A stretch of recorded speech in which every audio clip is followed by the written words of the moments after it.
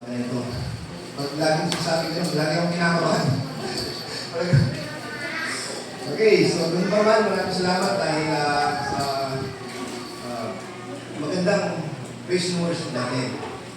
Doon yung iba, napapalit talaga. O minsan, sinasabi nila, mamaya na tayo kasi nagkakantaan pa naman, wala pa naman yung, hindi pa nagsisimula talaga yung proper na service dahil kantahan pa lang. Pero yun ba sa kantahan pa lang, pwede nang pumigos ang Panginoon. So, kung natin natin na umabot pa lang 10:30, bago tayo umalis ng bahay, o alas 10 tayo alis ng bahay para pumunta sa simbahan niya. So, pag-aawit pa lang, malalaman niyo yung presence ng Panginoon. So, mas maganda, mas maaga tayo makapagsimula, and talagang bago pa lang, malalaman natin yung presence ng Panginoon. So, agree ba kayo dun? Okay, so ang paalala lang po, ang service natin ay nag-start ang service. Okay. So, wala nang kalibili-ligoy. Tingnan po natin ang ating buong text sa umaga nito. Wala po akong PowerPoint. Dahil medyo nag-cram ako na ito medyo hula dahil may mga adjustment pa magagawa sa aming online. Pagkano pa man, salamat sa Lord dahil yung preparation ko na 2 weeks, nung tinignan ko siya, review ko, tingnan lang, meron ba akong na-miss. So, pagdating na sa akin, yung review ko lang, pagtingin ko, may something ako na kailangan baguhin, ayusin. Kaya, hindi na ako nakagawa ng aking PowerPoint. Pagkano pa man, sa biyaya pa ng Panginoon, one day, natapos ko yung aking outline ng maayos naman. Okay, so basahin po natin kung meron kayong mga Bible or cellphone sa inyong mga bulsa. Ilabas po natin. Buksan po natin sa John chapter 8, verses 31 to 32. John chapter 8, verses 31 to 32. So sa ESV po ito may pagkakaiba sa ibang translation. Okay, sabi po dito, Jesus said to the Jews, "One, believe him. If you abide in my word, you are truly my disciples. And you will know the truth, and the truth will set you free." Ayaw mo na yung langit. Panginoon, nagpapasalamat po kami sa yung mga salita na aming pong tatanggapin sa umaga nito. Dalangin po namin naman ay magbigay ito sa aming ang pagkatuto, sa aming buhay, pananampalataya at pagkilala sa iyo, Diyos. Dalangin po namin na patuloy nga po kayong kumilos sa aming kalagitnaan sa ito, sa aming harapan, Panginoon, at ang inyong mga Espiritu at siyang kumilos at humipo sa aming mga puso. At ganoon din buksan ang aming mga puso at isipan na maunawaan namin ang inyong mga salita. Salamat po sa pagkakalan namin sa inyong mga salita na ito. Kami ay lalago, mamuhay ng may kaayusan, Panginoon, at mamuhay ng may successful life sa inyong mga salita, Panginoon. At malalaman namin, Panginoon, ang mga katotohanan at sa mga katotohanan ito, kami ay mapapalaya. Sa lahat ng uri ng kasalanan, sa lahat ng uri ng mga guilt, Panginoon, na gawa ng kaaway sa aming buhay. Kaya maraming salamat po. Ngayon pa lang, dinideclare namin, Panginoon, sa aming kalagitnaan at katagumpayan ng inyong mga salita sa aming buhay. Kaya maraming salamat po. Ito po ang aming panalangin sa pangalan ni Jesus. Amen. So, kamakailan lang po, merong nag-viral na balita dahil sa isang krimen na naganap sa bayan ng Bayugan, Agusan del Sur. Ewan po kung napanood ninyo. Ito yung balita na isang lola yung pinugutan ng ulo o pinanisan ng ulo dahil lamang sa simpleng alitan ng kanilang kapitbahay. At ang kakaiba dito, yung ulo na pinutol ay ginawang pangregalo sa kanyang mga kainuman. Nangyari ito January 2. So kakatapos ng bagong taon, yung ulo, ginawang pangregalo sa kanyang mga kainuman. So kung titignan natin yung itsura ng tao habang ini-interview, mapapalit sa YouTube, ano yung tao na ini-interview yung mga ito? Parang wala man ang bakas ng pagsisisi sa kanyang mukha, sa kanyang ginawang krimen. At kung i-describe siya, sabi ko, kung i-describe siya ng mga kamag-anak, ng mga nung nasa wake, sabi nung, wala siyang puso. Sabi, wala siyang, kumbaga parang hindi siya tao. Sapagkat sino nga naman ang matinong tao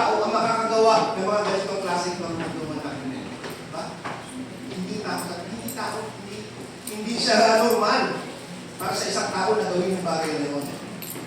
So ngayon po, kung iisipin natin, bakit nangyayari ang mga bagay na ito?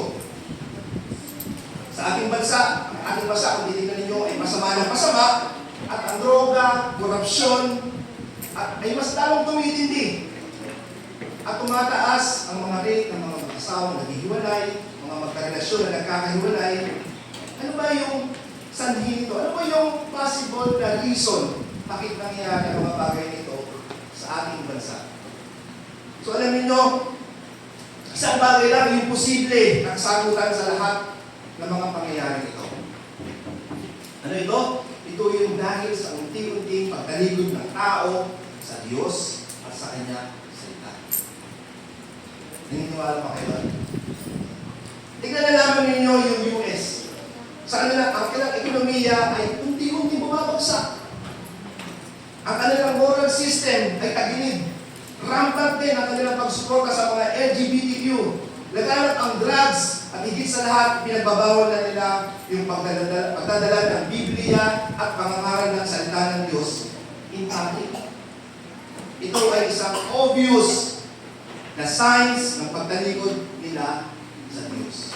In fact, sabi ko sa nabasa ko, bakit daw ang US o yung Amerika hindi nakasama sa book ng Revelation. Kung babasahin nyo sa book ng Revelations, meron kayong mga bansa na makikita, mga nations na makikita na nakasulat doon sa book of Revelation, katulad ng Arab, ng Europe, ng Saudi Arabia, ng Egypt, at ng mga Israel. Pero ang US, wala siya, hindi siya nakasulat doon sa Revelations. To the fact na ang US ay number 1 na powerful nation sa ating panahon ngayon. Pero pagdating ng Revelation, hindi na siya kasama. Bakit?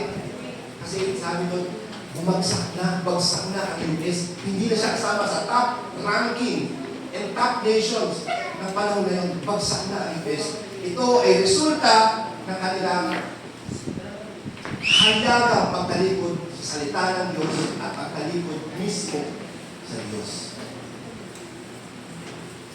So, ang maganda nito, tuwing month of January, pinagdiriwang natin ang bansa. Okay ba tayo ba?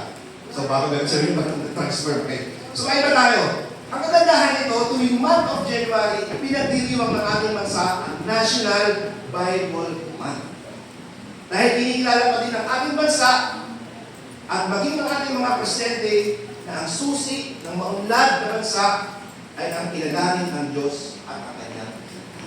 So naniniwala pa tayo. Yun ang kagandahan. Ang Pilipinas ay meron pang maayos na kaisipan. Bagamat may mga pangyayari na hindi maiiwasan, yung korupsyon na doon. Pero marami pa rin yung tao, kahit ang ating mga presidente ay naniniwala pa rin na ang susi ng tagumpay ng ating bansa para tayo yung mundan at makaahon sa kahirapan ay ang salita ng Panginoon. So, for reference lang, basahin po natin yung history ng National Bible Celebration. So, wala po dyan, babasahin po sa inyo. Pakinggan nyo na lang po. Okay. Sabi po dito, President Rodrigo Duterte declared that for every year, the month of January will be National Bible Month. Under Proclamation number 124, signed last January 5, 2017. So, 2017, inaprobahan po ng ating Presidente Duterte na magkakaroon tayo ng isi-celebrate every month of January yung National Bible Month. Celebrate po yun. Taon-taon. At ang sabi po dito, tingnan ninyo, this rings true of the need for national transformation. So nakikita nila na ito yung susi, yung ibabalik yung salita ng Panginoon, talagang ipapahayag ang salita ng Panginoon. Bibigyan natin ng time sa salita ng Panginoon para ito ay maging susi talaga ng paglunad natin. So Presidente mismo, nakapag-iisip nun. Alam nila. So in words of the proclamation, it is fitting and proper that the national attention be focused on the important role of being played by reading and studying of the Bible. Embolden the moral fiber of our society. Sabi pa dito, celebrating the Bible reminds the Filipino people of the primacy of God's Word over their lives and decisions. So dapat yung konsepto na kung tayo ay mag-decide sa ating buhay, dapat tungkol sa ating pamilya, paano tayo mag-decide, dapat initingnan natin ito in the principles of Bible. Yun yung sasabi nila. Sabi pa dito, this annual event started in 1982. Nasimula ito noong 1982 after former President Ferdinand E. Marcos signed Presidential Proclamation number 2242, declaring a nationwide Bible celebration. Sabi pa dito, President Marcos originally declared the first Sunday of Advent and the last week of November every year as National Bible Sunday and National Bible Week. So, November ito, nagsimula ito November. Pero sabi dito, the celebration of January about during the term of President Corazon C. Aquino. So, mga presidente ito, who issued Proclamation number 44 in 1986, which transferred and made official the National Bible Week celebration in the first month of the year. So, nilipat ang January, nung si Corazon Aquino na, President Corazon Aquino na yung President. Sabi dito, the proclamation was reinforced by President Fidel V. Ramos in Presidential Proclamation number 1016, which urged that the national attention be focused in the importance of reading and studying Bible, including the spiritual, moral, and social fiber of our citizenry. Presidente, di ba nila? As more and more people read and study the Bible, the universal truth found in its pages empower them to live with hope and courage in these days, despair, and so naniniwala ang ating mga presidente na ang susi, ang tagumpayan ng isang bansa ay nakasalalay sa Diyos at sa Kanyang salita. At kapag ito ay pinapilit at binigyan ng pansin ng mga mamamayang Pilipino, hindi malayo na umunlad at maging maayos ang ating bansa. Kaya tingnan po natin kung ating pera, kung meron kayong perang papel. Kung meron kayo, tingnan ninyo, mamaya. Baka magkaalaman tayo ito. Okay, so mamaya, tingnan ninyo, yung pera ninyong papel, yung sa harapan, yung tao, bandang taas sa left side, makikita nyo nakasulat ang sino nakasabi doon, pinagpala ang bayan na ang Diyos ay ang Panginoon. Diba? Napakaganda. So kung ito lang, bibigyan natin ng pansin, yung pagbabasa talaga ng Biblia ay puso natin. Hindi malayo na ang ating pamilya, ang ating buhay, at ang ating bansa ay maging maunlad. So palakpakan natin ang Panginoon sa bagay na ito. Kaya po, ang topic natin sa umaga nito is God's Word brings freedom. Ulitin ko po, God's Word brings freedom. Sabi po, ulitin ko po yung binasa natin kanina. Sabi po rito, so Jesus said to the Jews who had believed Him, if you abide in my word, you are truly my disciples. And you will know the truth, and the truth will set you free. So ang issue po dito ay hindi yung kilala mo ba si Jesus Christ. Ang issue dito ay hindi yung ikaw ba ay Christian. Ang issue dito ay hindi ba kung hindi ikaw ba ay relihiyoso o hindi. Hindi yun ang issue dito. Kung yan sinasabi dito ni Kristo, ang issue na gusto niyang puntuhan dito, ikaw ba ay totoong disciple ko? So may pagkakain yun. Pwede mong sabihin na ako ay Christian, pero hindi ka totoong disciple. Pwede mong sabihin na ikaw ay religyoso, pero hindi ka true disciples. Pwede mong sabihin na ikaw ay kaalib ng isang relihiyon, pero hindi ka totoong Christian. Ibig sabihin, wala kang pananampalatayang malalim sa ating Panginoon. Hindi mo siya totoo talagang kilala. Kung pwede ka. Pero sasabi ni Kristo dito sa ating verse, na gusto niyang bigyan ng ating focus is, ikaw ba ay totoong disciple ko? Ikaw ba ay totoong disciple ni Kristo? That's the whole point. Okay. So sabi dito, if you are truly disciple of Christ, it will manifest in your life. Kung totoo na ikaw ay totoong disciple ni Kristo, dapat ito ay nagmamanifest sa iyong buhay. So sa paanong paraan? Sabi dito, sa verse na binasa natin, dito sa verse sabi dito, by simply abiding in His Word. Tayo dapat daw ay nag-a-abide. Sa Tagalog ay nag-a-abide, nananatili. Maraming kahulugan, pwede natin gamitin, nagpapatuloy. Diba? Continue sa NIV, hindi natin dyan. And as a result of this, there's a promise. Kapag tayo ay totoong disciple ni Kristo, sinabi ron, dapat tayo ay nag-a-abide. Nakikita sa atin yung manifestation ito sa pag-a-abide. And there's a promise. Ang promise is, you will know the truth. and the truth will set you free. So dalawang bagay. Actually, maiksi lang ito. Maiksi lang yung verse nito, pero napaka-malalim kung titignan natin. So balikan natin. Ulitin ko po para malinaw sa atin. Kung tayo ay totoong disciple ni Kristo, dapat ito ay nagmamanifest ating buhay. And as a result, dapat yung promise na sinasabi nito is you will know the truth. Alam natin, malalaman natin ang katotohanan at ang katotohanan na ito ang magpapalaya sa atin. So ano bang ibig sabihin nito? Sabi sa 2 Corinthians chapter 13 verse 5, nagbigay si Paul ng pamamaraan kung paano natin malalaman kung tayo ay totoong disciple na. Sabi nito, test yourselves to see if you are in the faith and examine yourself. Subukin ninyo ang inyong mga sarili. Suriin niyo mabuti ang inyong mga sarili kung kayo ba ay tunay na tagasunod ni Kristo. 2 Corinthians chapter 13 verse 5. Tandaan niyo yan.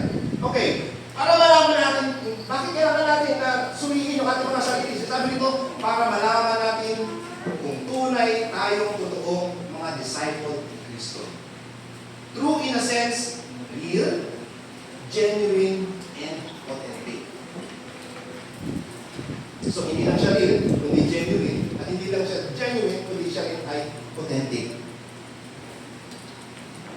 Dahil sinasabi nito, many people confess Christ, many people declares themselves to be believers in Christ, many people gives witness to the fact that they are Christians, but their life and hearts are far from Christ.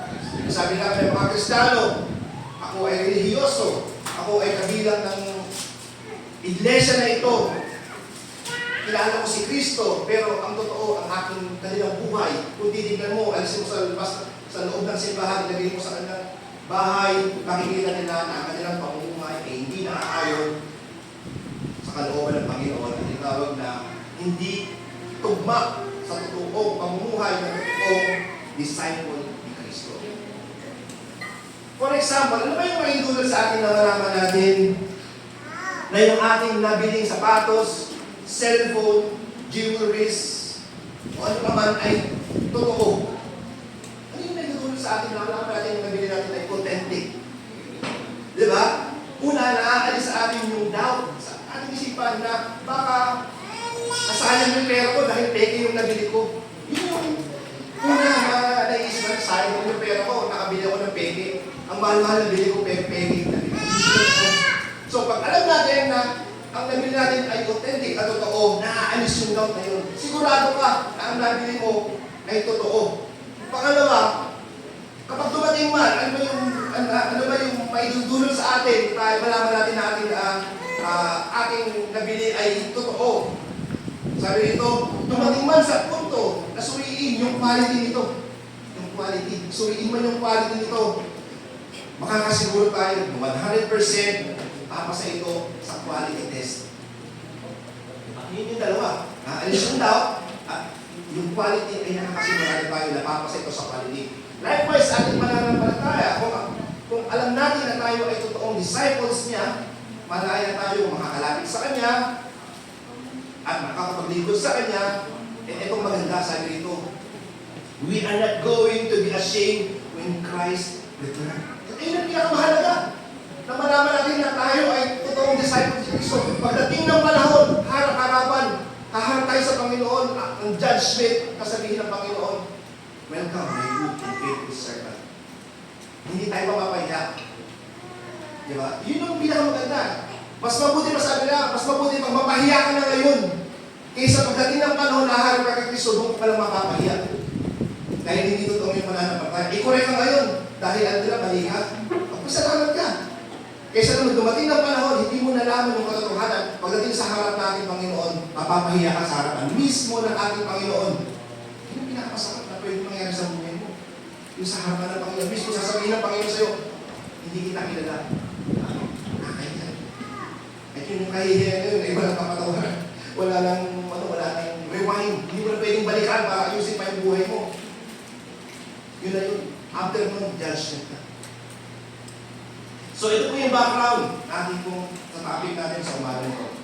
Maraming mga tao ang sumusunod kay Kristo dahil sa mga miracles na ginagawa, katulad na ginawa ni Jesus yung ginawa niyang tubig, yung alak. Pinagaling niya yung anak ng isang Roman royal officials. Pinagaling niya yung isang disabled man. Pinakain niya yung 5,000. Siya ay lumakad sa tubig. Pinagaling niya ang bulag. At binuhay niya si Lazarus. Yun yung mga miracles sa ginawa niya. Si Padre Jeremias, sa mga taong sumusunod sa kanya, ang iba dito ang tinatawag na sympathizer lang. Dahil siguro sa mga kababalahan na nakikita nila at ginagawa nito. Marahil din, kaya sila nandun ay sila mismo nakaranas na pagaling ni Kristo. Kasi sa mga miracles niya pagpapagaling. Ang iba naman, kasunod ng ni Kristo ay dahil sa libreng pagkain na natatanggap nila. At nabubusog sila. Actually, yung mga pagkain na siniserve, hindi basta yung mga biskuit, hindi. Nakikita niyo, pinakain sa kanila. Sabi, kanin, isda, di ba? Limang tinapay at isda. And that time, yung merong tinapay at isda, ay busog ka na. At ito, kumbaga, pag nangahat si Kristo, hindi na marahil sinabi yung iba pa. Pero dito lang pinakita na nagpapakain si Jesus Christ. Hindi na binakita pa ibang pagpapakain niya. Pero marahil, sa tuwing mga si Kristo, nagbibigay sila ng pagkain. Nabubusog sila. Kaya libre yung pagkain. Kaya yung iba, sunod ang sunod kay Kristo. Yung iba naman, kaya sunod ang sunod kay Kristo dahil sa kanyang mga magalinghadang pangungusap. Di ba? Yung iba sa kanyang parang nai-entertain lang sila dahil sa mga sinasabi ni Kristo. Parang nanonood sila ng wawawi. Di ba? Nai-entertain. Kaya marami sunod ang sunod sa kanila. Subalit hindi ito ligid sa ating Panginoon.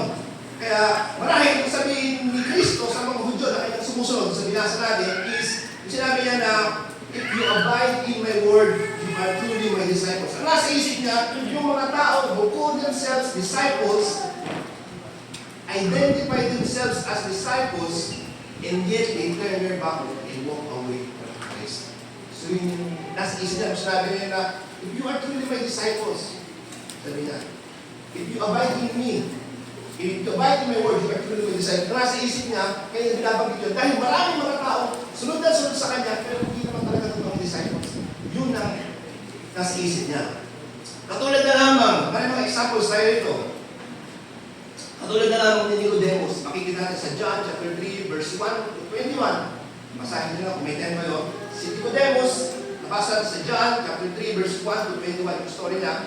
Itong si Nicodemus ay isang Pariseo na mayroong pagkakilala at mataas na respeto kay Kristo.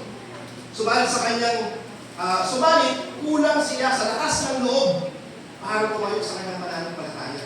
Mahina yung loob niya. Hindi niya kaya mag-stand sa kanyang pananampalataya. Pero in fact, sabi dito, narinig niya na mismo yung mga katotohanan na dapat niya gawin para siya ay maligtas. Mga katotohanan patungkol kay Kristo, narinig niya na mismo sa bibig ni Jesus Christ. Harap-harapan.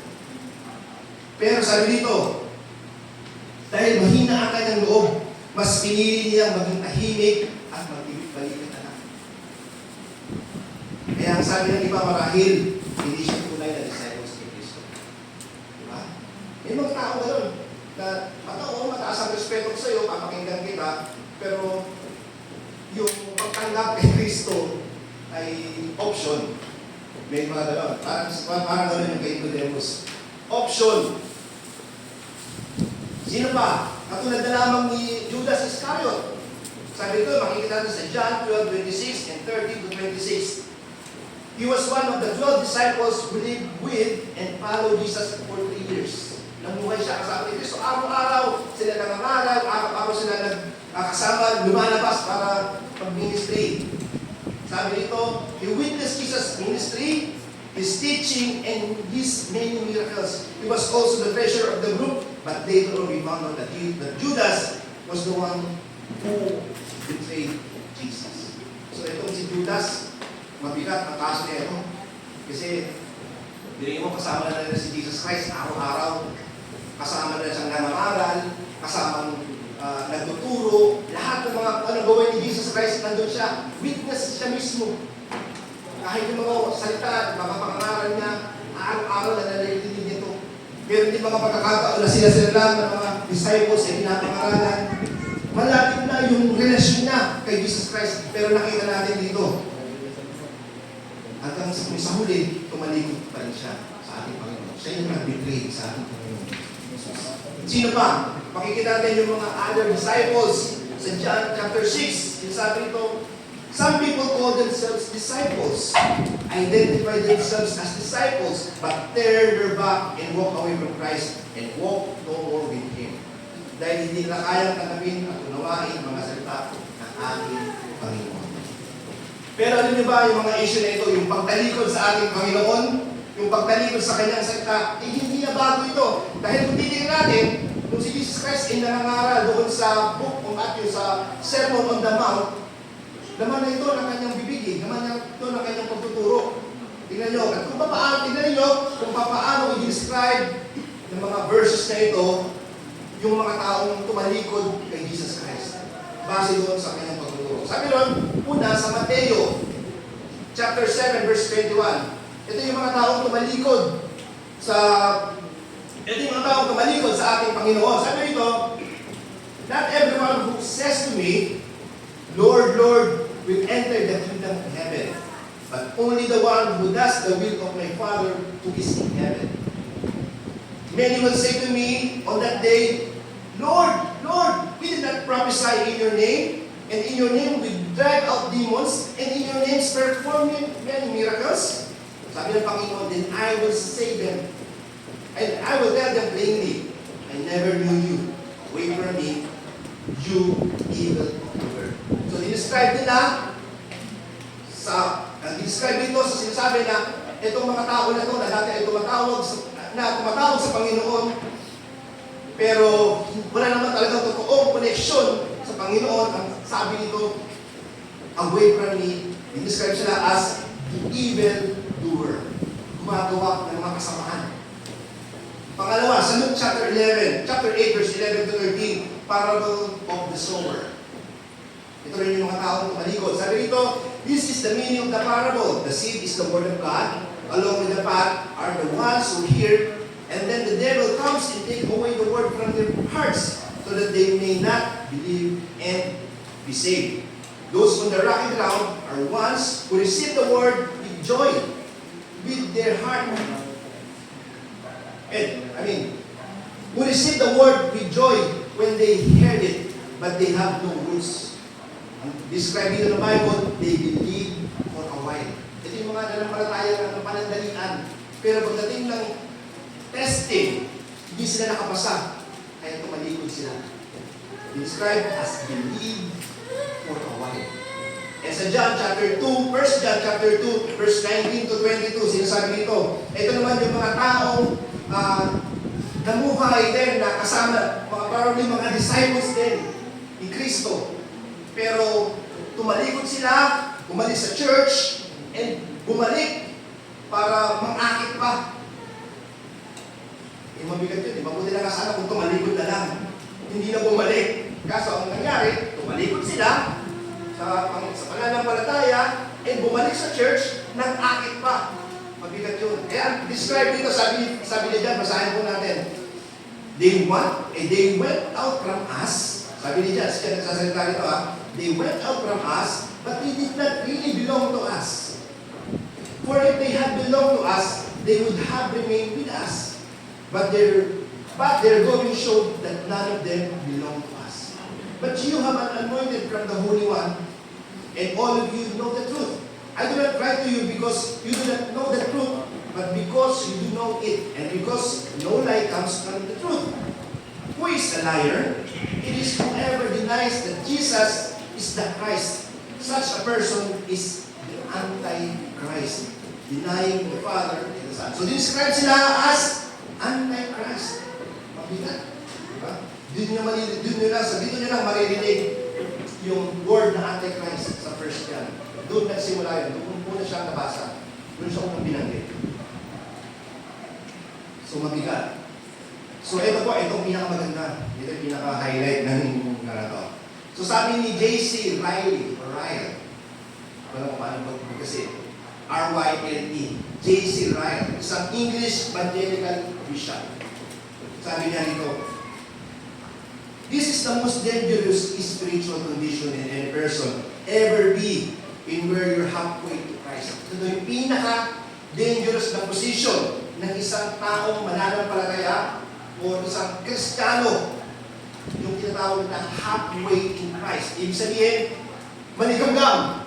Kung tinignan sa Bible, manigamgam. Hindi siya mainit, hindi rin siya malamig. Nasa gitna siya, lukewarm. Sabi pa rito, incline to Jesus, incline to the truth about Jesus, one thing, what Jesus provides and what He offers, but not willing to give in to the full demands that He lays on the sinners of repentance and faith in Him. Declaration of His Lordship, turning from sin towards righteousness. So, sinasabi niya rito, ito yung pinaka-delikadong kondisyon, yung sinasabi niya na naniniwala sila sa katotohanan patungkol kay Kristo, natatanggap nila yung mga biyaya patungkol kay Kristo at mga in-offer nito, but hindi sila willing na mag-give in, ibigay yung kanilang buhay sa full demand ni Kristo na ibigay ang kanilang pananampalataya at kalikuran ng kanilang mga kasalanan at magsisi at manampalataya kay Jesus Christ. Naiintindihan nyo? Ito yung mga taong hindi na kayang talikuran ng kanilang mga kasalanan. Sabi pa, dagdag pa niya rito, that is the most dangerous position to be in because that's the path of apostasy. Tawag doon, apostasy. And if you go down that path and you reject Christ in the end, kasi nga, nasa halfway lang siya eh.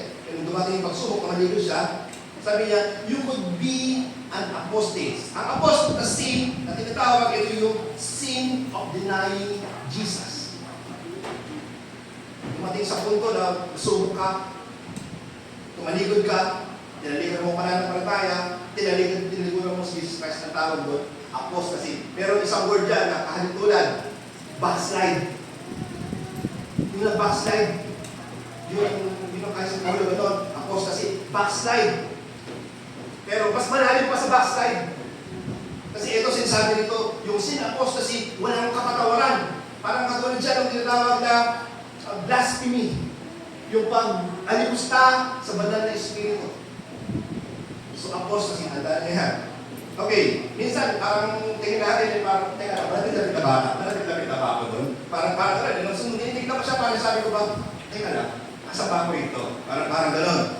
So apostasy ang tawag doon, sin of denying Jesus. It is impossible to be renewed again to repentance. Di ba, mabigat? Sabi pa niya, it is impossible to renew again to repentance. And you're guilty of trampling underfoot the blood of the covenant. Mabigat, nakabaka mo dahil sinave ka na. Meron ka pananampalataya, dahil hindi mo salita ng Panginoon. Pero gumagawa ka pa ng kasalanan, ibig sabihin nun, lahat ng bagay ng prinsipyo na yun, inaapakan mo sa harapan ng Panginoon. Inaapakan mo yung blood of Jesus. Yung sinasabi niya, blood of the covenant. And that is going to bring a judgment. And that is going to bring about the severest judgment to you. Sabi severest? Pinakamabigat. Diba? Mabigat na kaparusahan sa impyerno. Sabi pa rin, ito yung pinakamaganda naman. You'd be better off to be a pagan in some foreign land who never heard about Jesus than to be halfway to Christ. Exposed to the truth, hear His word, but unwilling to let go of the word. Mas mabuti pa raw na isinilang ka doon sa foreign nation na wala kang napakinggan na kahit isa na salita ng Panginoon, hindi mo nakilala si Jesus. Mas mabuti pa yun kaysa yung expose ka to the truth sa Word of God, but you are not willing to let go of the Word. Hindi mo kaya talikuran yung mga kasalanan. Mas mabuti pa daw yun. So sabi ko, nasa gitna. So mas mabuti pa na talagang magpakainit tayo. Diba? Or mabuti pa na wala tayong napakinggan na salita ng Panginoon kaysa yung nasa gitna tayo, napakinggan natin ng salita ng Panginoon pero hindi tayo ready, hindi tayo willing na talikuran at tanggapin yung kanyang mga salita. Dahil kung hindi, sabi ng babagsak tayo sa tinatawag na apostasy. Ang pinakamabigat nito, ang kaparusahan na pwede nating makamtan. Severest judgment in hell. Ngayon, nakita natin ano yung itsura ng mga taong tumalikod sa Diyos at kinalimutan ang kanyang salita. Nakita natin kung paano sila in-address sa Biblia at ang kanilang kahihinatnan pagdating ng judgment. Ngayon, tignan naman natin ano ba yung magagawa ng Word of God sa ating buhay kung tayo ay mag-aabide sa kanyang salita, and last din ano yung kaakibat ng pangako nito. So, kanina nakita natin yung kabaligtaran ng true disciples, yung mga tumalingkod kay Kristo.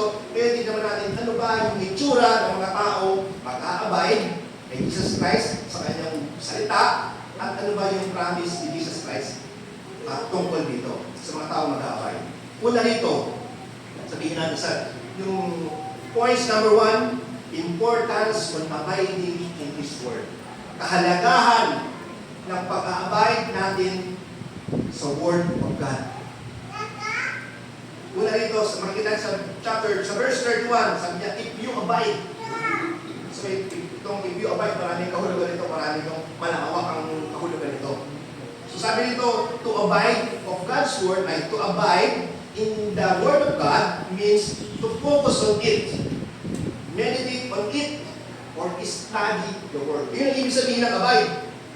Focus, meditate, and study the Word. So point number 1, ano ba yung kahalagahan ng pag-abide natin sa salita ng Diyos? Number 1, or letter A, you will become successful in your Christian life. You will become successful in your Christian life. Makikita niya sa John chapter 15, verse 4 to 10. Meron ito yung definition ni John sa word na abide. And tingnan niyo kung ilang beses ginamit ito. Sabi rito, sabi ni John, abide in me, and I in you. As the branches cannot bear fruit by itself unless it abides in the vine. Neither can you, unless you abide in me. Verse 5, I am the vine, you are the branches. Whoever abides in me, and I in him, he it is that bears much fruit. May papaliwanag ko. For apart from me, you can do nothing. If anyone does not abide in me, he is thrown away like a branch and withers. And the branches are gathered, thrown into the fire, and burned. Verse 7, you abide in me, and my words abide in you. Ask whatever you wish, and it will be done for you.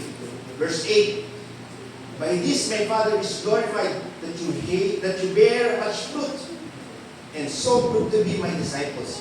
Verse 9, as the Father has loved me, so I have loved you. Abide in my love. Verse 10, if you keep my commandments, you will abide in my love. Just as I have kept my Father's commandments and abide in His love. So, ano yung sabihin nito? Ano ba yung nakita natin dito? Ito yung motivation for abiding in Christ and His words. Sabi dito, sa verse 4 to 5, to bear much fruit. Because apart from Him, we can do nothing. Kapag tayo ay nag-abide, tayo ay magiging mabunga. Tayo ay mamumunga. At kung tayo ay nakadetach sa kanyang salita at kay Kristo, wala tayong magagawa. Walang mangyayari sa buhay natin. Kaya sabi niya, abide in me. Para tayo ay mamunga. Pero yung bunga nito, sinasabi nito, yung continued fellowship of Christ. Ito daw yun, yung maging, pag tayo ay mamunga, kasi kahulugan daw nun is yung continued fellowship with God. So pwede rin natin sabihin, literal, tayo ay mamumunga. Di ba? Kapag tayo ay nag-aabay sa Panginoon, maraming mga blessing tayo matatanggap. Pwede literal. So abide in Him, abide in His Word, so we can bear much fruit. For apart from Him, we can do nothing. Sabi niya sa verse 4 to 5. Verse 6, sabi nito, we must abide in Him for us not to die and thrown into the fire. Kapag tayo ay nag-abide kay Jesus Christ, kailangan natin mag-abide sa Kanya. Para sabi, kailangan, we must abide in Him for us not to die. Para hindi tayo mamatay, katulad ng isang branch na pinutol at itinapon, sinunog. Diba? Kailangan natin fight, kumbaga, para tayo mag-abide, kailangan ibig sabihin, kailangan natin lagi tayong nakadetach sa Panginoon. Lagi tayo lagi tayo naka-attach Yun yung sinasabi rito. Kaya kailangan natin mag-abide. Dahil kung hindi, kung tayo ay nakadetach sa Kanya, tayo ay mamamatay. Mamamatay ang ating spiritual, mamamatay, literal, mamamatay tayo. Di ba? At ang masakit doon, sinasabi rito, you were thrown into the fire. Maganda sa anak, kung namatay ka lang, pero hindi ka naman sinulog, hindi ka naman, kasi pero namatay ka, pero sa langit ang punang mo, yun ang maganda. Kaya sabi nito, abide in Him, abide. In verse 7, there is a promise that whatever we wish, it will be done for us. Meron din malaki na promise kapag tayo ay nag-abide sa Kanya. Sabi dito naman sa panalangin. Sabi doon na siyempre, ibibigay ng Panginoon, which is kung ano lang naman talaga yung nararapat at karapat dapat sa atin. Hindi naman ibibigay ng Panginoon yung mga bagay na hindi nararapat sa atin at hindi tayo sa Kanya kalooban. Kahit anong maghapon ka dyan, manalangin kung hindi talaga para sa'yo. Ibibigay ng Panginoon. Pero sinasabi dito, there's a promise na kapag tayo ay nanalangin, kapag tayo ay nagabay sa Kanya, tayo ay pusong nanalangin at ito ay kalooban ng Panginoon para sa ating buhay, ipagkakaloob niya sa atin. There's a promise. Verse 8, it will bring glory to God the Father. Ito ay magbibigay ng kaluwalhatian sa ating Panginoon. Ito ay magbibigay ng kasiyahan sa ating Panginoon kapag tayo ay nag-aabay sa Kanyang salita. Nag-aabay kay Kristo. So, notice ninyo, minsan sasabihin ko, abide in His Word, abide in Jesus Christ. Bakit? Minsan kasi hindi natin talaga pwedeng pag-iwalay yung Word and si Jesus Christ. Take note that hindi natin pag-iwalay, pwedeng pag-iwalay yung Word, yung Scripture, at si Jesus Christ. Tignan ninyo to. Maraming mga religion, maraming mga tao na naniniwala sila sa Biblia, pero pag tinignan mo, na hindi sila naniniwala kay Kristo, hiniwalay nila si Jesus Christ sa Scripture, sumasabay sila. Kaya hindi mo pwede pag-hiwalayin si Jesus Christ at yung Word. Pag sabi yung Word or Scripture, dapat laging kasama doon si Jesus Christ. Kung makikita niyo sa verse, sa John chapter 1, verse 1, sabi niya, sino ang Word? Di ba? Napasimula pa, nandun na ang Verbo. At ang Verbo, ay kasama ng Diyos. At ang Diyos, di ba? Nila na doon. So, hindi ko na alam. But, yun na, kung bababalikan ninyo, basahin niyo yun. Yun sabi ko, na hindi natin pwede kung pag-iwalayin ang Word at si Jesus Christ. So, ano ba yung makikita natin dito? Sa verse 9, kapag tayo ay nag-abide, magkakaroon tayo ng assurance of love by Christ. Magkakaroon tayo ng assurance na tayo ay iibigin ng ating Panginoong Kristo. Verse 10, Jesus, kapag tayo ay nag-abide sa Kanya, Jesus sets the perfect obedience and submission to God the Father. Ipapakita na ni Kristo kung paano yung sabi na totoong obedience and submission to God the Father. So, sinaset ni Jesus Christ kung tayo pinapakita niya. And lastly, in John's context, itong binabasa natin ay si John ang sumulat ito. Sa kanyang context, kung bakit niya nasabi itong abide, ang kahulugan nito is tinatawag na protection from false teaching and false religion. Sa context niyan, kung kayo daw ay mag-aabay, kayo ay mapoproteksyonan sa mga maling katuruan, sa mga maling doktrina, and sa false religion. So yun, kahit sa atin applicable yan yung bagay niya. Kapag tayo ay nag-abide kay Jesus Christ, tayo ay nag-abide sa salita ng Panginoon, tayo ay protektado at nakakasigurado na totoo yung ating mababasa, yung ating pinaniniwalaan, yung ating religion na, yung ating kinabibilangan na religion. Diba? So, protection. Kaya tingnan naman natin, ilang ulit, kung napakinggan nyo, ilang ulit na binigyan ng diin yung tinatawag na abide. 10 times. So, ibig sabihin, kapag ang salitang ito ay inuulit-ulit yung word na abide, ibig sabihin daw ito, gustong bigyan ng emphasis ng author yung pag-abide.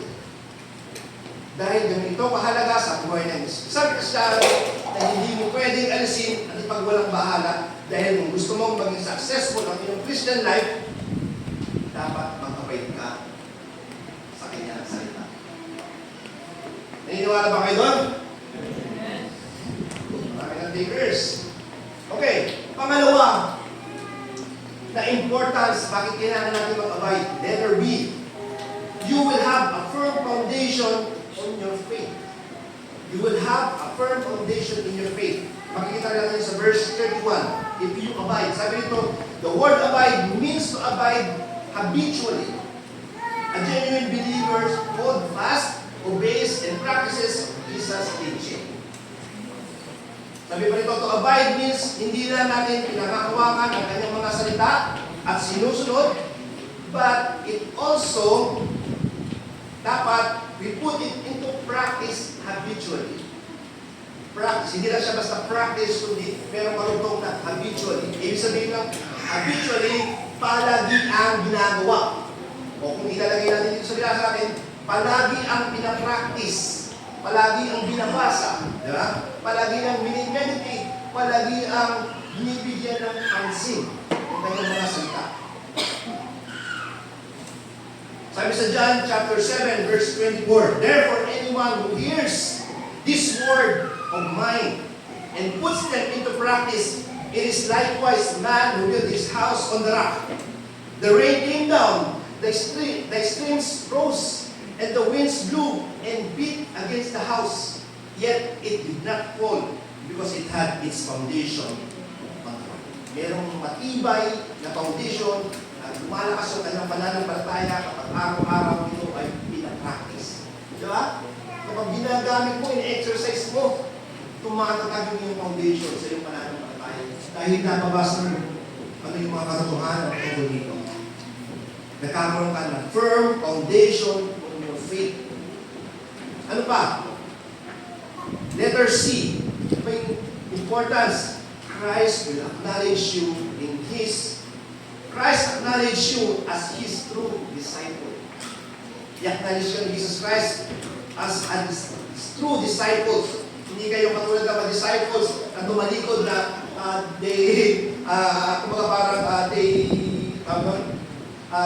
sinasabi nila na sila ay mga disciples pero ang totoo ay hindi naman. So, dito makikita natin, Christ will acknowledge you as His true disciples. Makikita pa natin yan sa verse 32, if you abide in my word, you are truly my disciples. Verse 32.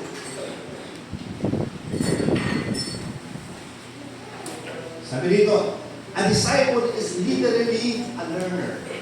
A disciple indeed, yung totoong disciple or truly disciple is who faithfully believes his teacher's word.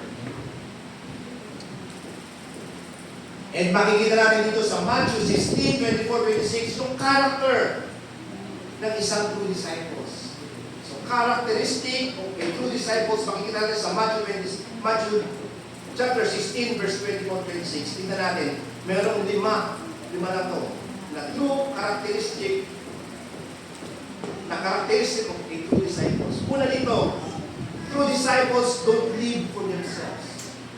Ang totoong disciple ay hindi namumuhay para sa kanyang sarili lamang.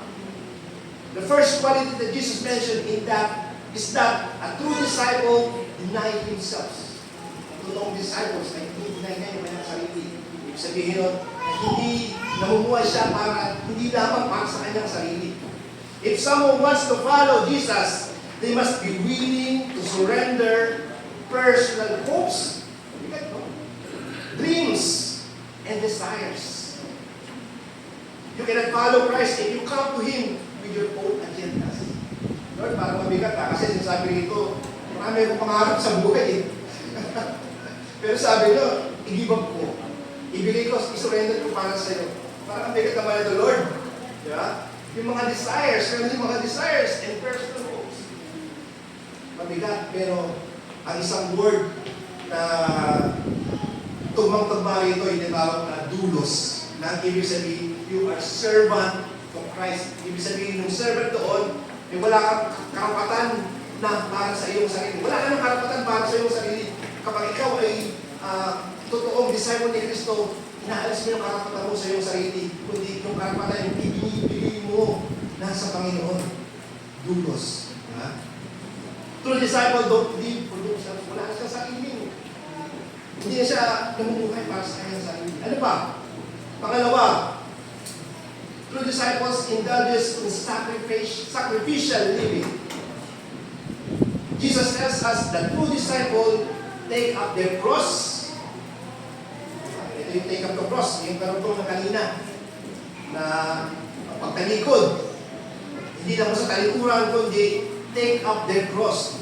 Jesus knew He had come to eventually take up His cross to save sinners. If someone wants to follow Him, they must deny themselves and live a life as Christian life, as life of sacrifice to be a true disciples of His.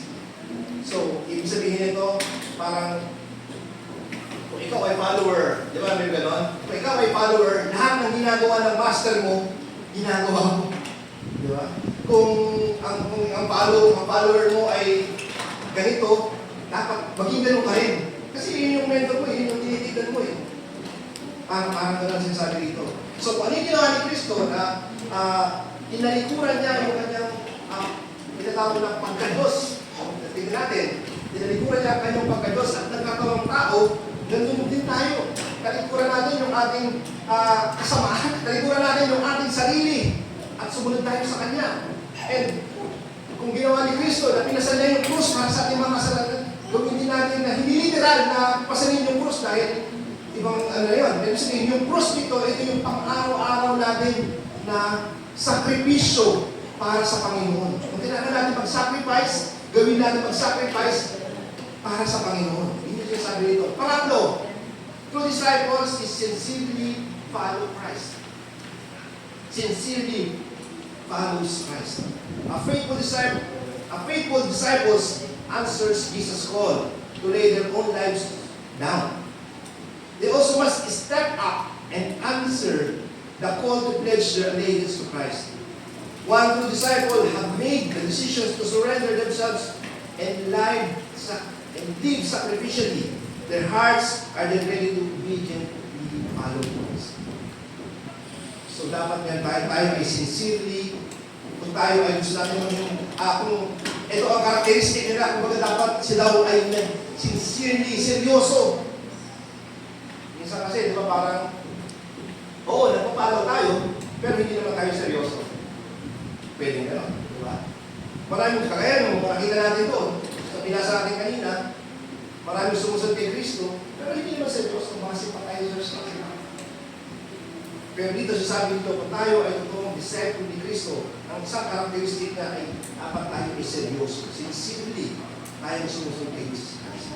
Pang-apat, true disciples commit to God's way.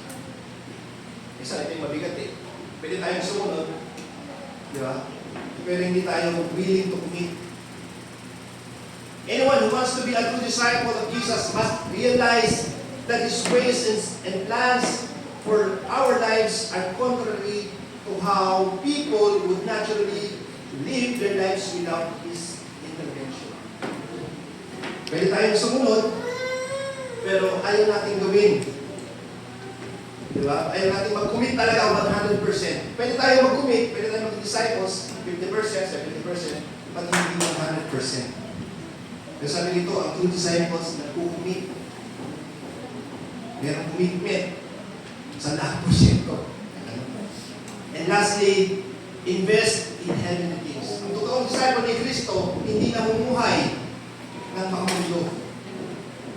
Kundi, dapat ang pinamumuhay at dapat na makalangit na pamumuhay. True disciples can discern the difference in value between material possessions and the salvation of human souls, and they invest all that they have in heavenly things. So sinasabi naman dito sa Bible, sa Matthew, makikita rin natin. Sinasabi, kung tayo mag-ipok ng mga kayamanan dito sa lupa, pagpus dapat sa langit. Kapag dito sa lupa, mayroong mga rust, di ba? Mayroong mga kalawang, mga ahamag, mga bot, di ba? Na sumisira sa lahat ng ating magagandang mga gawa, pinupuntan. Pero kung tayo mag-i-invest sa langit, ang mga ginagawa natin ay para sa langit. Walang mga kasira nito. At ito ay reward ng Panginoon at ng panahon. So yun yung lima. Hindi ko po, characteristic of true disciples, characteristic of true disciples of Christ. Number 1, true disciples don't live for themselves. Number 2, indulges in sacrificial living. Number 3, sincerely follow Christ. Number 4, commits to the God's word, God's ways. And panglima, invest in heavenly things. Pang-apat doon sa tinatawag na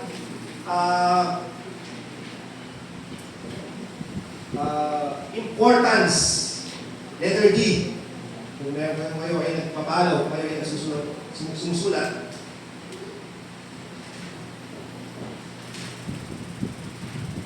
Okay.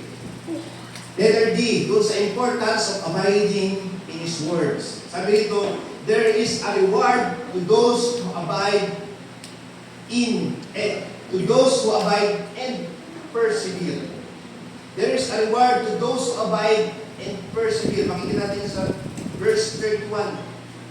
Sabi dito, to abide in Jesus' word is, kung sinabi daw ni Jesus Christ, yung abide, ito daw ay test to determine the strength of their faith or to test the perseverance and endurance. So sinabi ni Jesus Christ na if you abide, parang sinasabi niya na ayun ay isang test, di ba? Parang hindi nyo kung ako ba, ito mag-a-abide, ako ba o hindi, di ba?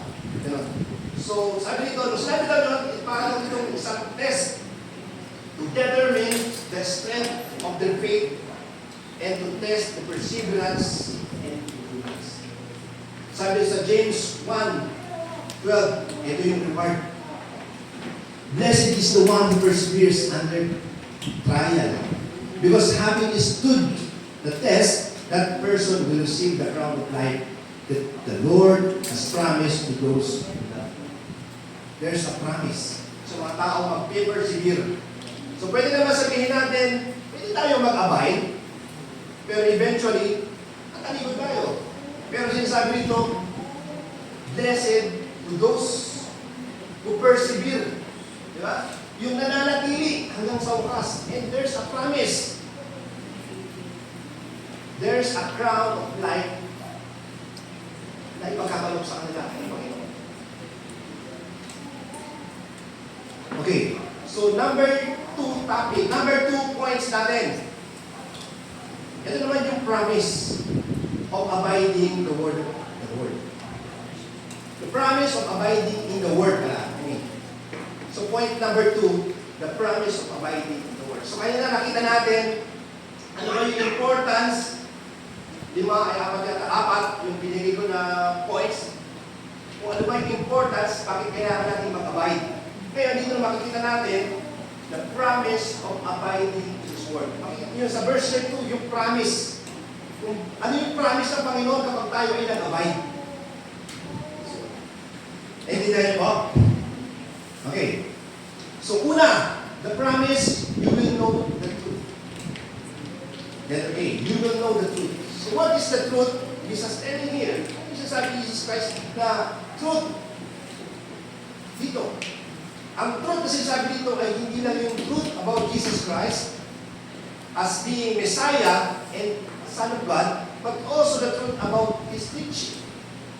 And He also talking about His spiritual truth, eternal truth, salvation truth. So sabi ni John MacArthur sa isang illustration, nobody is looking and pursuing ignorance. Nobody is pursuing bondage. People are looking for truth and freedom. And our heart is driven in that direction. Maraming mga tao na namumuhay para lamang hanapin yung mga katotohanan patungkol sa mga kalayaan sa lahat ng bagay. Mga katanungan sa ating mga isip, di ba? The unfortunate reality is they're looking in all the wrong places. Ang mali lang nila, hinahanap nila yung mga katotohanan sa maling lugar. Kaya hindi nila makita yung katotohanan. They want the truth that frees us from their confusion, their lack of wisdom, their struggles, their troubles, their dissatisfaction, and their unfulfilled dreams and ambitions. Yun yung mga hinahanap ng tao. They want the truth that frees from the fear from disease and death and the mystery of life and eternity. And the search on this every library, and the search goes on every library and in every university, in every school, in every classroom, every courtroom, and deep down in the souls of men, the search goes on for truth and the freedom from the bondage of ignorance. Marami ng mga tao talaga ang hinahanap yung mga solusyon sa kanilang mga problema, solusyon sa kanilang buhay, solusyon sa maraming mga bagay, yun ang hinahanap ng mga katotohanan na yun. Maraming mga tao ang nagkakandara pa at handang ibuwis sa kanilang buhay para lang alamin ang katotohanan tungkol sa maraming mga bagay, especially patungkol sa tinatawag na katotohanan na may kinalaman sa kaligtasan. Subalit, ang nature ng tao, sinasabi sa Romans 1:18, i-reject kung ano ang katotohanan. Subalit, kahit alam nila at maliwanag na sa kanila, kasi Kristo ang katotohanan, ay pinipilit nilang magbulag-bulagan at magbihing-bihingan dahil sila ay bondage ng kasalanan. So ito yung sinasabi ron. Si Jesus Christ, ino-offer niya yung katotohanan. Itinturi niya yung katotohanan. Pero yung mga tao, dahil sila ay bondage ng katotohanan, dahil bondage ng kasalanan, hindi nila makita yung katotohanan na sinasabi ni Kristo. Nire-reject nila yung mga katotohanan ang sinasabi ni Kristo dahil sila ay bondage ng kasalanan. Kaya kahit anong pilit pagpakabuti ng isang tao, hindi natin magawa dahil tayo ay bihag ng kasalanan. Sabi sa John chapter 8, verse 34, Truly, truly, I say to you, everyone who practices sin is a slave to sin. Sino man ang gumagawa ng kasalanan ay bondage ng kasalanan. Kaya kahit anong hanap natin ang katotohanan, kahit nasa harapan na natin ang Biblia para makita natin ang mga katotohanan, hindi natin makita yung katotohanan dahil tayo ay bondage ng kasalanan.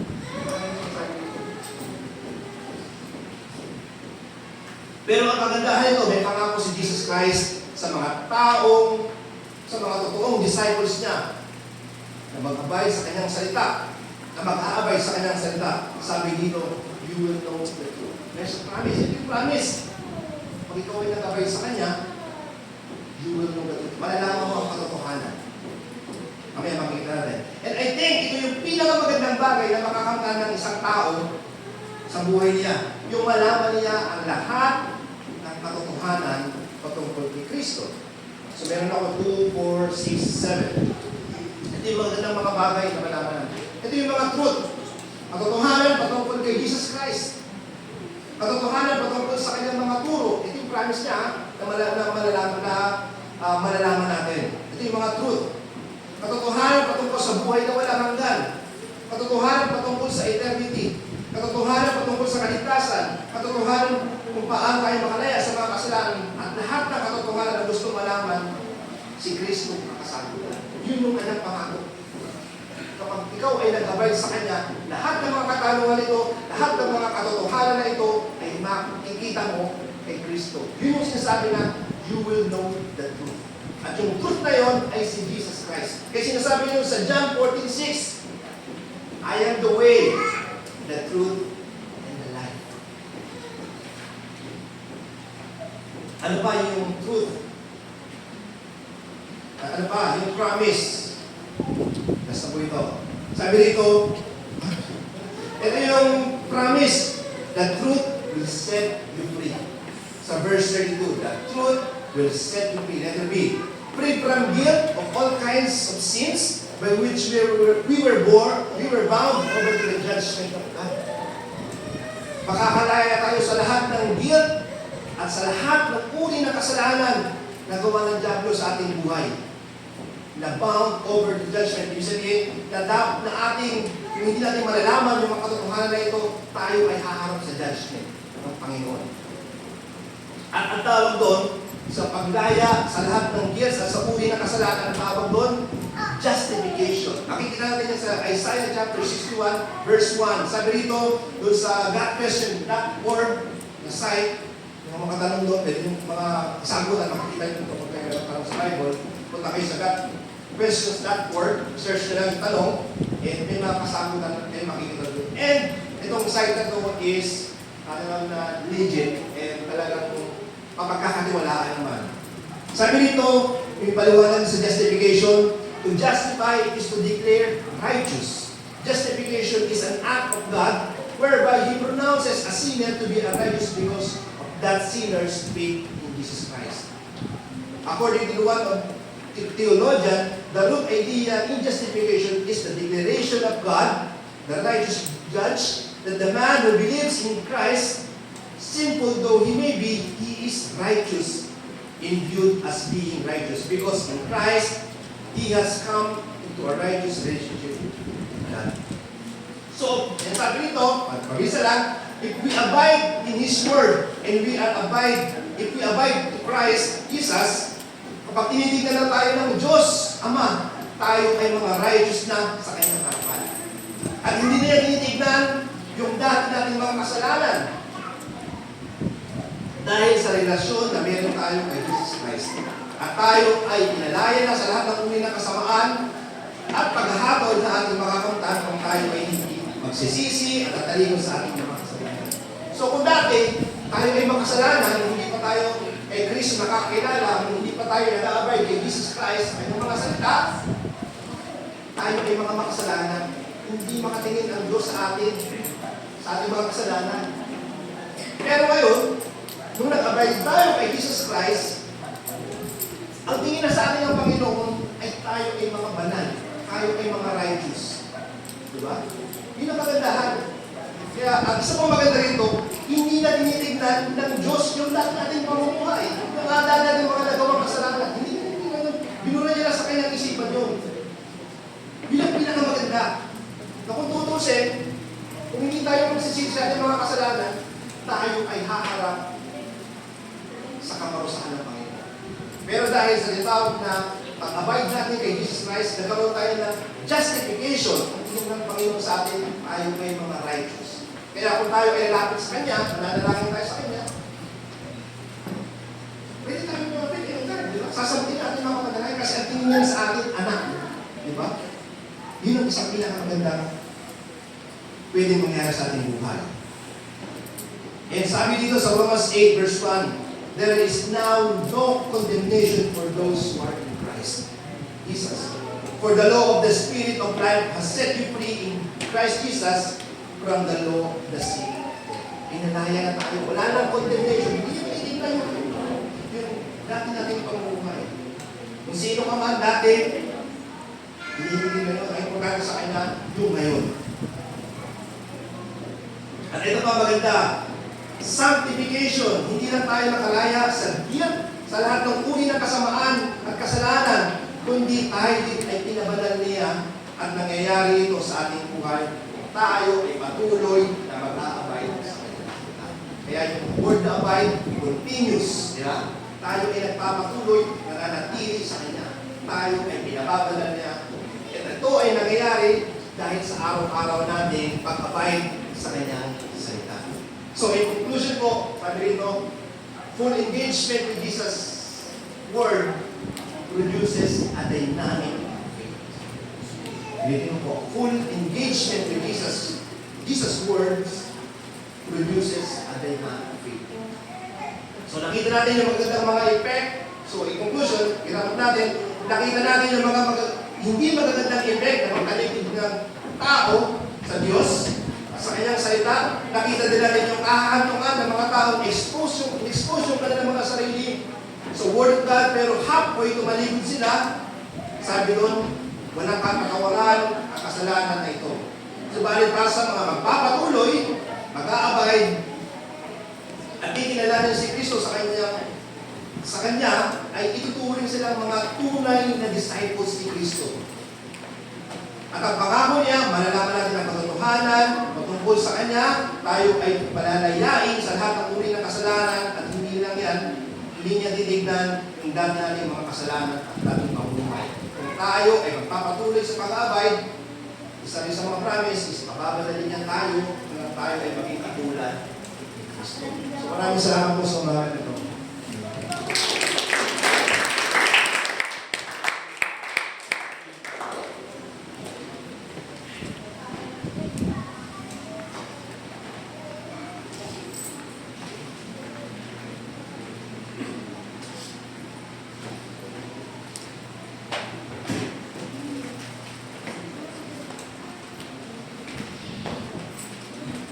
Salamat sa Panginoon sa kanyang salita. Ang gusto ko lang pong matutuhanan yung sa akin ngayon, sa buhay ko. Tunay po na ang susi ng ating tagumpay ay nasa Panginoon.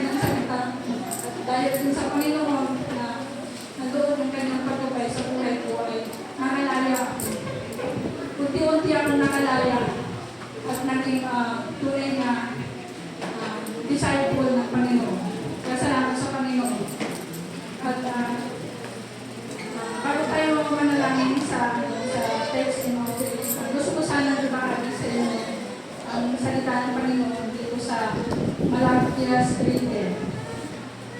Dalhin niyo ng buo-buo ang inyong mga kasampung bahagi sa tahanan ng Diyos upang matugunan ang pangangailangan sa ating tahanan. Subukin niyo ako sa bagay na ito kung hindi ko buksan ang mga bintana ng langit at iburo sa inyo ang masaganang pagpapala. Ang salita ng Diyos na ito ay naging hamon sa buhay ko. Mula nung hindi pa po ako nakapagbibigay ng tithes, talaga ang flow ng income sa akin ay hindi madali, medyo mabigat at hindi naging magaan yung buhay namin. Yun, sa lagi kong pakikinig ng kasi di ba lagi binabahagi ito, lalo na si Sister Lily, binabahagi ito sa amin na ang susi ng para tayo ay